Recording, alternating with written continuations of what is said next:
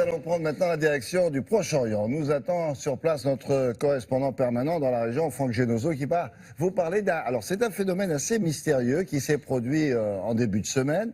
Des dizaines de requins se sont rapprochés de la côte. Vous allez voir, c'est pas très loin de Tel Aviv. Mais en plus, ce qui est le plus intéressant, c'est que c'est pas la première fois que ça se produit. Franck, bonjour. Bonjour William, oui effectivement ça fait plusieurs années maintenant que ce phénomène a lieu, quasiment tous les ans, même exactement au même endroit, des dizaines de requins qui se rapprochent des côtes israéliennes et qui se plaisent visiblement dans ces eaux assez chaudes, assez poissonneuses, très peu profondes. Les chercheurs ou les badauds peuvent même venir les photographier, les admirer depuis la côte. Alors ici en Israël, on ne sait toujours pas pourquoi ils viennent.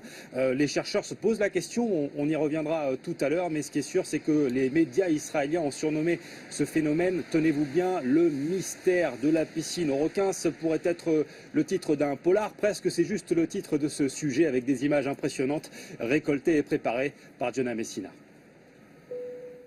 Les Israéliens l'ont surnommé la piscine aux requins.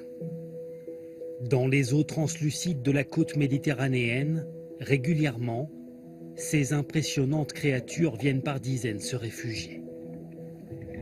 Des requins bulldogs ou des requins de sable, certains mesurant jusqu'à 3 mètres, à portée de l'objectif des badauds, des journalistes et des chercheurs. C'est incroyable de se tenir sur le rivage et d'apercevoir les requins. Il n'y a pas un autre endroit en mer Méditerranée où c'est possible de faire ça. Les requins disparaissent partout dans le monde et la Méditerranée est pour eux l'endroit le plus inhospitalier. Leur nombre diminue à grande vitesse. Des dizaines d'espèces de requins sont aujourd'hui considérées comme vulnérables, certaines menacées d'extinction. Chassés pour leurs ailerons en Asie, ou plus récemment parce qu'ils représentent un danger pour les baigneurs, comme ici en Australie ou à l'île de la Réunion. 100 millions d'animaux sont ainsi pêchés chaque année.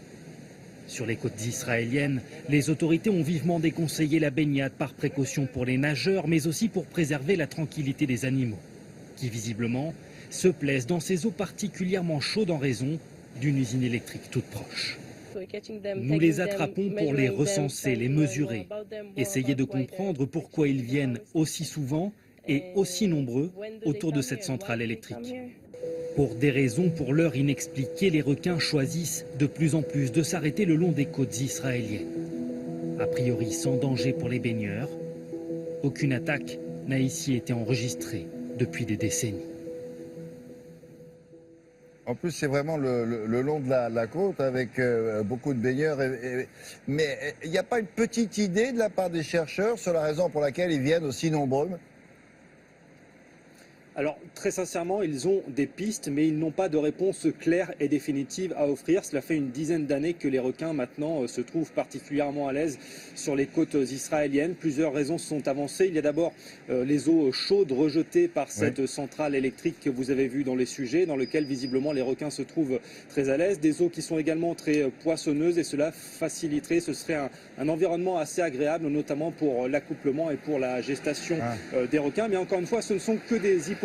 Il n'y a aucune certitude. Alors comme souvent ici, certains ont offert une lecture différente, une lecture religieuse notamment parce que l'arrivée de ces requins renverrait, paraît-il, à des passages de ce qu'on appelle la prophétie d'Ézéchiel. C'est dans la Bible hébraïque ou dans l'Ancien Testament pour les chrétiens, cette prophétie d'Ézéchiel qui parle de créatures venues du fond des mers qui remonteraient à la surface et qui seraient, tenez-vous bien, un signe avant-coureur du retour du Messie sur terre. Alors il y a tout de même des informations qui ne vont pas dans ce sens, c'est que ce retour des requins devrait être accompagné normalement et précédé même d'un grand tremblement de terre. Il n'y a pas eu de grand tremblement de terre sur la terre d'Israël ici ces derniers jours, même s'il y a régulièrement des tremblements de terre de magnitude assez faible. Et puis la deuxième information, c'est que cette prophétie d'Ézéchiel, donc dans la Bible hébraïque, devrait également faire que les requins qui reviennent chaque année pardon, je m'y perds un petit peu avec cette histoire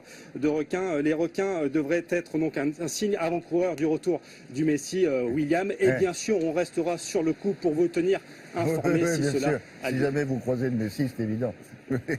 Merci beaucoup, Franck. Bon week-end, à bientôt. À très bientôt.